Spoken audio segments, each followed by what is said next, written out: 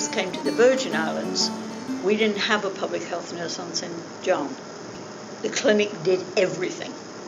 The Virgin Islands basically had a plan that said an individual, an adult, must have an income of $5,500 to be eligible for Medicaid. Now what happens is that someone who's making $5,500 wouldn't necessarily have any record of that. That means they almost would be destitute.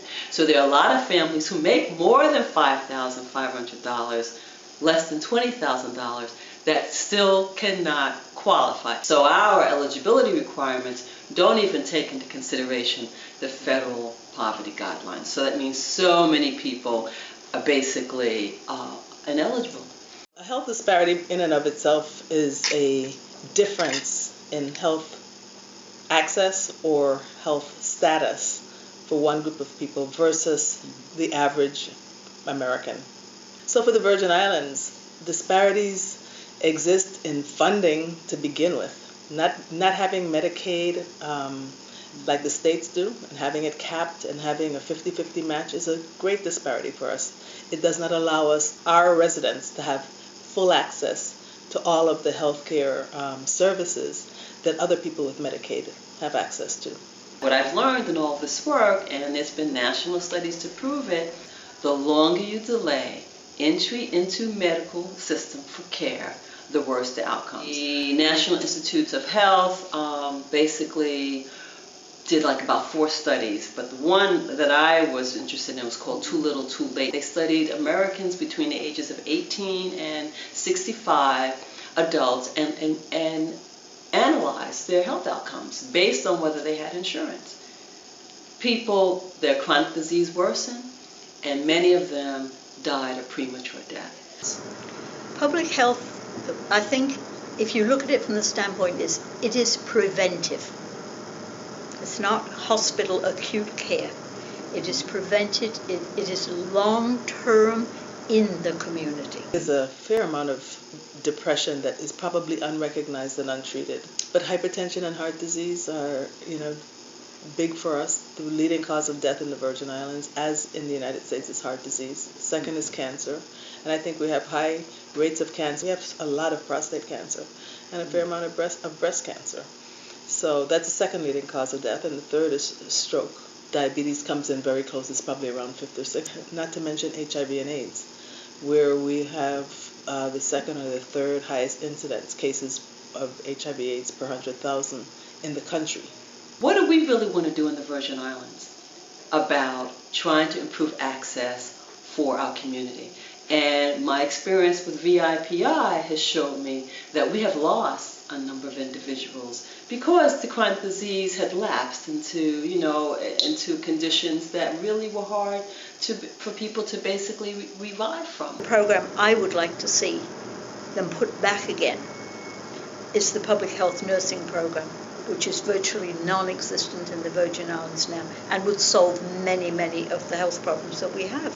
We probably could train some more providers. We absolutely need more nursing. We were able to amend the healthcare reform bill to include community health worker grants, and I think that would be a real good asset, especially in some of the communities in the territory where people from within that community will be trained to educate and to support persons who have different kinds of illnesses. One thing that we really need to do is to really consider adapting the primary health care model.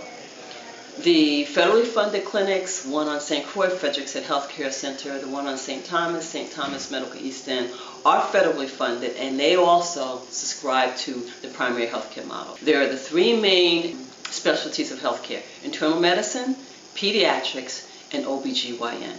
You come in, you get registered, you do your first assessment, you do your screening, you do your diagnosis, and there is a record kept for you.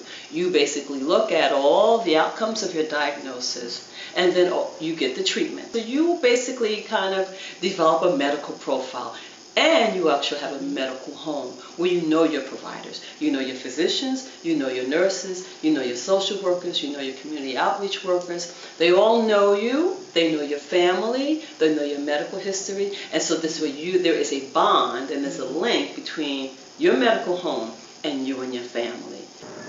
We do a maternal and child health clinic once a month on St. John, and I would be willing to bet that 90% of the clients that come to it do not speak English. We do not have interpreters within the health service. The people who they use as interpreters, when they tell you that they have them, are the housekeepers, the kitchen workers, somebody's 12-year-old child that came with them, all of which are totally inappropriate. There are laws, there is funding available, but if you accept federal funds to do with health care, you are supposed to provide interpreters. And it's not only frustrating, it's downright dangerous, both for the client and for the provider. When we have a higher percentage of uninsured than the nation does, being able to access insurance is critical for us. And we will not be able to cover up to 133 or wherever we end up, 35, 38% of poverty with Medicaid. So we'll have a lot of people who need insurance. The exchange provides not only a marketplace where you would choose your insurance, but it also, once it's set up, subsidies to help lower income individuals and families be able to pay their insurance premiums. I think we have to be very realistic about the fact that we have a lot of people here who don't qualify for any service that there is provided. And we need to budget that. You can't put your head in the stand and say, well, they shouldn't be here. All right, so they shouldn't be here, but they are here. And it's like our midwife says, with the prenatal care, you are actually investing in a United States citizen, so let's get a good one. Because those babies are going to be born here, even if the mother shouldn't be here legally. I went to a hearing where we had someone ask a question of the Hospital Association and other associations, and all of them said, American Nursing Association, territory should be treated equally. Americans living in territory should be treated equally, like anyone living in any of the states. So we've gotten some support, and the more we get, the better it is for us. And the support doesn't end when this bill gets passed. It can't end.